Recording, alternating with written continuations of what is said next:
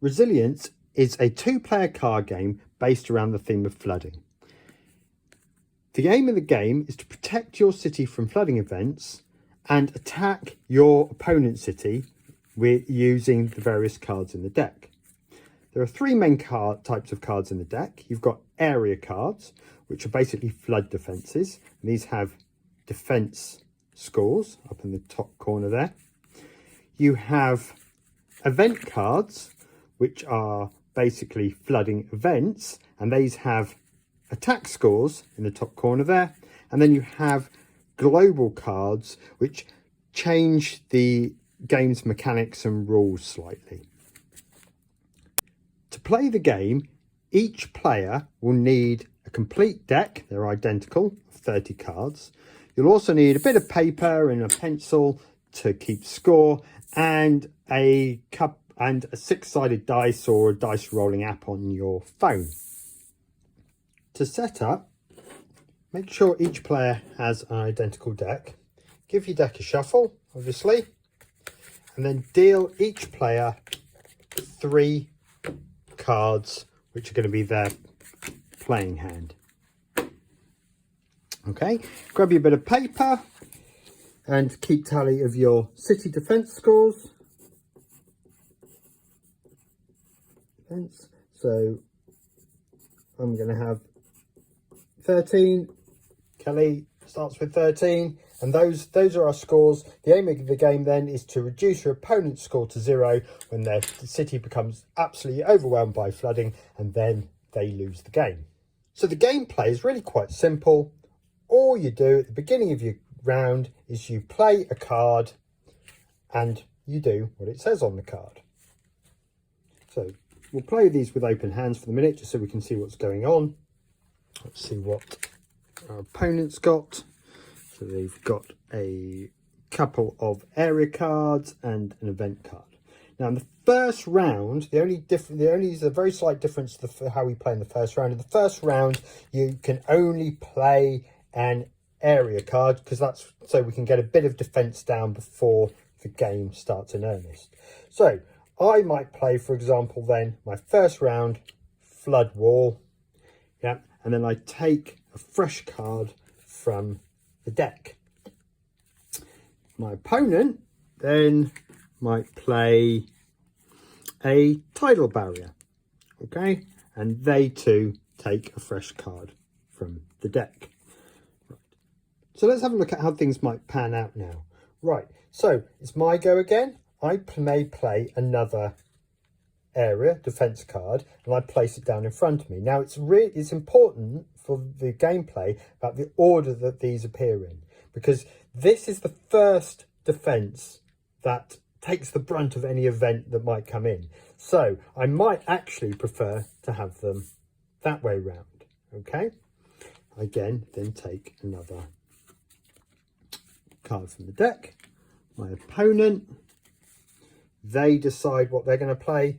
They might play a event card now, okay, and takes another card from the deck. Right, now this event card then is attacking my defences, and that has an attack of 3, so it can it attacks then my defences here. Normally you'd look and compare the attack strength to the defense strength here, and if that attack strength is greater than the defense strength, then this area card will become overwhelmed, be removed from the game, and any remaining attack would be moved on and attack the next defense card. Now in this case though, we have a special effect at the bottom here. So this card is always knocked out during an event. So that card is removed from the game, goes into a discard pile. Right.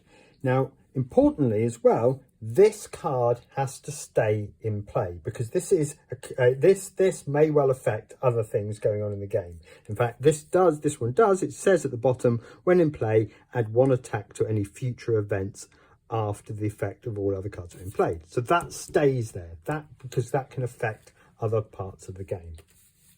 Right, so let's imagine we're a bit later on the game. We'll reset things a bit. We'll dish ourselves up some fresh cards, and I'll show you what might happen in a more extended bit of gameplay. So this is a situation we might find ourselves a bit later on in the game. I've played some defense cards. Kelly's played some defense cards. And we've got these event cards that are already in play as well. Now, let's imagine it's my go. And I've got these cards in my hand. So let's have a look. What should we play? Tell you what, let's play a groundwater flooding event. So that attacks Kelly City with groundwater flooding. Now, this has an attack score of 3, but it also has a special event at the bottom of the card. So this says double the attack for this event if a fluvian or pluvian flood is in play. Right, we have a fluvian flood in play, so now this attack score becomes a 6. But there's more as well, because the persistent rain is already in play, and this adds 1 attack to any future events as well. So that makes a total of attack score of 7. Right, so let's take a look at Kelly's defences. She's got sandbags, dredging, flood wall. Now, these have a combined defence of 6. So my attack of 7 overwhelms the sandbags. It gets discarded. So now I've still got 6 left. That overwhelms the dredging. Yep. Still another 4 left. It overwhelms the flood wall. There's still one attack score point left, so that comes off Kelly's core city defense.